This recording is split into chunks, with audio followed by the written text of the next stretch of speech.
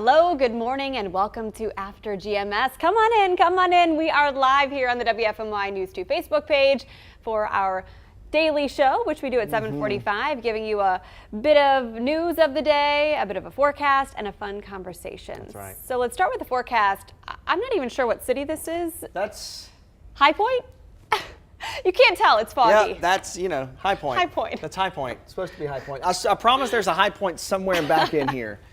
We're just covered up in fog this morning. Yeah, the heat and humidity are back, but really the fog is the issue this morning. And actually, it's gotten worse since we were talking on the Good Morning Show. Visibilities are now well below a mile in many spots this morning. So as you look out everywhere, we are all covered up in fog. So if you haven't left the house yet and plan on going out over the next little while or have somewhere to go, keep this in mind. Maybe leave a little bit early because it will likely cause you some slowdowns as you run through that thick fog across the Piedmont this morning. Of course, high pressure off the coast still giving us a south and southwesterly wind, which continues to warm us up and pushing the humidity off of the Atlantic Ocean.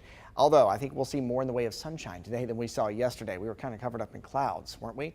Cold front gets a little closer to us over the weekend, but we'll never have success in crossing the Piedmont this weekend, which means we stay on the south side, the warm side of things, and separated from that cooler and drier air that still lives to our north. So the plan for today, once the fog starts to burn off and lift by mid-morning, is having a partly cloudy sky for the afternoon and warming things up a bit more today too. We'll see mid and upper 80s this afternoon, which will feel a little more like 90 once you factor in the humidity that we have and that has pushed back into the Piedmont. There is that low chance of a pop-up shower or thunderstorm. I think it mainly stays to our west today. Not ruling out an isolated storm or two in our area, but I think most of us will end up staying dry. Friday football fever, week 2 should go on without a hitch. High Point Andrews and High Point Central, our game of the week tonight. 7 o'clock kickoff will be in the low to mid 80s for that kickoff on the game tonight, and then we'll slowly fall into the upper 70s through game time. With all the humidity, it makes it a little harder to cool things off pretty quickly. There's your Futurecast hour by hour. You notice a little hit or miss action this afternoon, and then as we lose the daytime heating, all of that will start to come to an end. It's pretty much a same story, copy and paste forecast for your Saturday and for your Sunday as well. I think all your weekend plans should go on just as you have them planned. Just that low chance of a hit or miss storm each afternoon.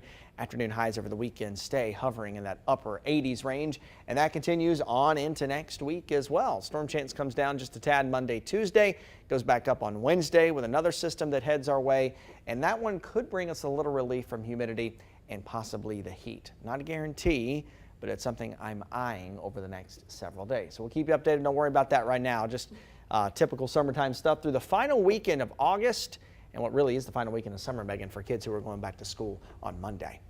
Well, that 85 next Thursday is going to feel like fall. Yeah. After this week being stuck in the upper 80s with humidity.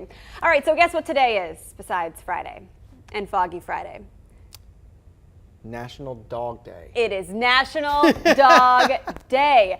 It is a day reserved to celebrate all of our furry four-legged canine friends. So show us your dog pictures. Post them in the chat. Drop the name here. Tell us a little backstory about how you found this dog, how it came into your life, whether you adopted it, whether you got it from a breeder, whether there was some other extraordinary circumstance that landed this dog in your life, obviously for a reason. So some background here on the day. It was founded in 2004 by a handful of organizations and dog trainer Colleen Page. According to nationaldogday.com, there is such a thing. This date of August 26th is significant because it is the day Page's family adopted her first dog. So of course, everyone has a special way of celebrating a pet. Today, you can show your pup some love with some Krispy Kreme Doggy donuts. Not an ad, but apparently Krispy Kreme is rolling out its traditional Doggy donuts to celebrate. You know, when I first saw this, I thought that it was just celebrating Dog Day and you can go get a donut. And then I read it further and saw it explained here, and it's actually the donut for the dog.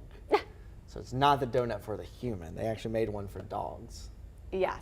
Okay. Well, when you started saying that earlier, I said if we hear you begin barking your forecast, we'll know that you ate the Doggy donut.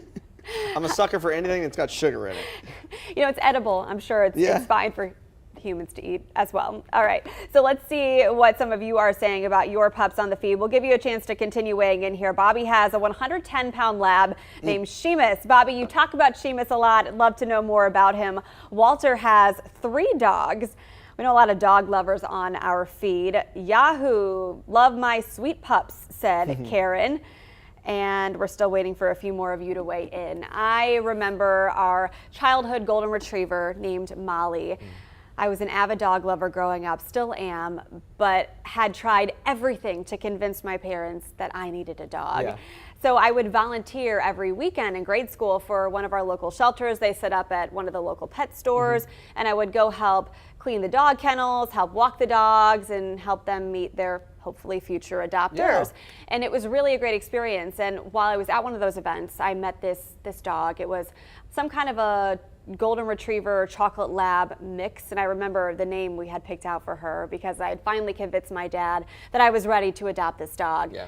Anyway, long story short, it ended up being a tragic situation. We went to pick up the dog after it had its required vaccines. It had developed parvo. The shelter was not adopting that dog out. I was crushed after all that. Long story short, we ended up finding this local breeder with a golden retriever that had not been picked up yet by the family who had pledged to adopt her. And so I think it was somehow meant to be, the stars aligned. We adopted our golden retriever. Her name was Molly. She was the best dog for 12 years. And I still think about her every day. It's hard to lose a family pet. They're part of your family. They are. You know, we've always had beagles as long as I've been alive in our family. I've always wanted a golden retriever too. So I actually do a little volunteer work here in Greensboro with a Triad Golden Retriever Rescue. Yeah. So it's, you know, it's really interesting to see every dog's story. You know, every dog has a story or came from somewhere. A lot of times it's not the best situation that they came from, and that's part of the rescue, to kind of nurse them back to health and get them in a loving home. But my first beagle we had was she lived to be 17 years old. And we actually 17. Wow. And we actually had to have her put down the day I moved to college, moved to Appalachian State. So parents moved a kid away to college that day and lost the dog. Oh gosh. So that was a sad day. But and then my mom had to have another beagle just like the one we had. And so it was a crazy story. You know, she went to so many breeders and rescues looking for one, and she never found one that she thought was her dog. And I happened to come across one on the internet from a breeder in Missouri. Okay, my home state. Yeah, and so my mom saw this dog, fell in love with it, and said, that's the one I want. So we had the dog flown here. It flew into PTI, and we went and picked it up.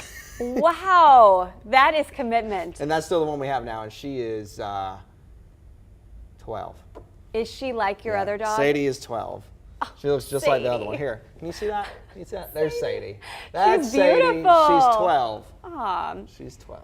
So was she like your other dog? You know, it's hard to replace a dog with. Are they similar?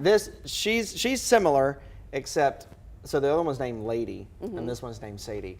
And I think my mom has been more protective over this one because, you know, beagles are supposed to be hunting dogs and rabbit dogs. Yeah. And she doesn't know what a rabbit is. She spends, you know, the only amount of time that she spends outside is to go on the walks and to go out and use the bathroom, but she is an inside dog and she is spoiled rotten.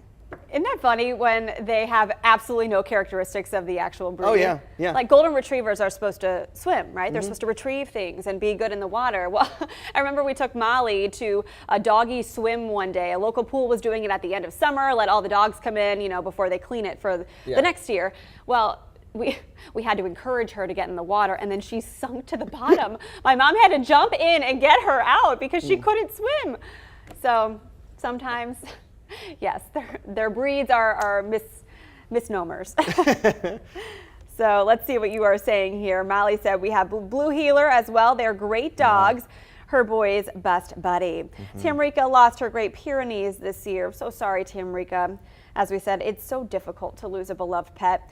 Kelly said her pup is amazing. 8 months old Great Dane named Fred. He is so friendly and he loves to cuddle and go shopping, especially PetSmart. Oh yeah, they love to pick out their own treats, don't they? They do. Tamrika has 4, love them all. A Chihuahua mix, got a Pit Boxer Lab mix, and her brother's dog, a Staffy mix. Rhonda loves her babies, Dixie and Indy, who are both Blue Heelers. Interesting to hear about several of you who have Blue Heelers. Yeah. Kind of, they're a beautiful breed. You just don't hear of them that often. Gia has 2 dogs, a 120-pound German Shepherd and a Cream English Lab. She lost their chocolate lab back in January. Walter's oldest dog named Reno, 9 years old, a Jack Russell mix. So many of you sharing your dog stories. Want to be able to read through them all. Obviously, our pups have special places in our hearts. Oh yeah.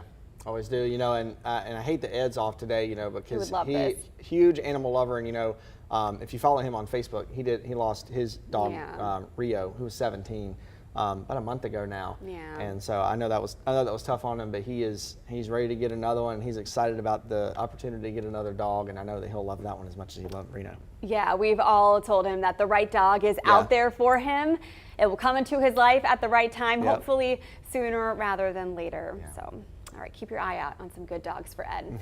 Let's get some morning headlines now. And unfortunately, we do have a lot of serious stuff to talk about. Winston-Salem police are looking for whoever shot at a house, injuring one person.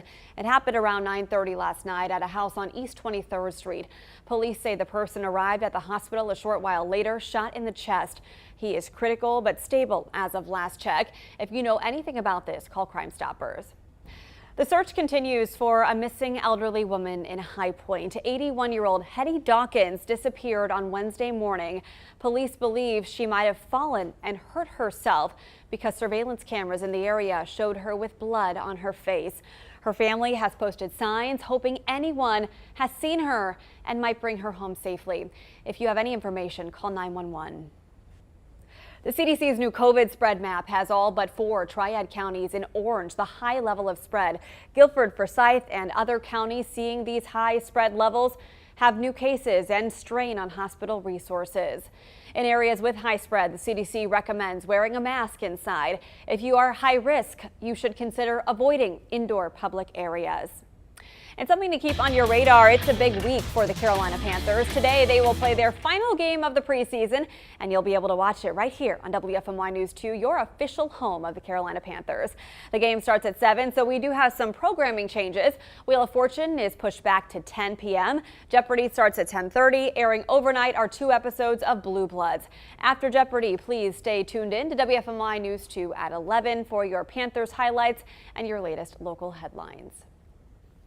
All right, one more check on that 7-day forecast. The final weekend of August, final weekend of summer too for the kids going back to school on Monday, and it will round out very summer-like. Heat is back, humidity is back, but the rain chances honestly stay at a minimum, not only today but over the course of the weekend. That very typical summertime weather pattern though. We'll have just that low chance of a pop-up shower or storm each afternoon. You know, they start in the foothills first and then see a couple popping up in the triad areas just during the peak heating of the day, and then they'll likely fizzle out as we go into the evening hours and lose that daytime heating. They're just going to be hit or miss, so go ahead with your weekend plans. None of the next few days are a washout, I'll guarantee you that. And then heading into early next week, the heat stays here, the humidity stays here. Rain chances go down even more, drier, mainly dry for Monday and Tuesday. Another system heads our way in the middle of next week, which will likely bring us a better chance for scattered rain and storms, and could bring us a little drier air, a little less humid air, and maybe a little cooler temperatures as well by the end of next week. Not guaranteed yet, but something I'm eyeing down the line a little bit. Just glad Monday, the first day of school for thousands of triad students, looks pretty dry for the most part. Yeah, it should be a good day to get kids back in school, back in the classrooms, and I know everybody will be excited. They will be. Reminders, lots of students at bus stops eagerly trying to get to class, so make sure you take extra caution on the road, watch for them, and make sure you mind the rules of the road with regard to school buses. And try not to be in a hurry. Yes. Okay, thank you so much for joining us for After GMS on this Friday. We'll see you live on WFMY News 2 at noon today. See you.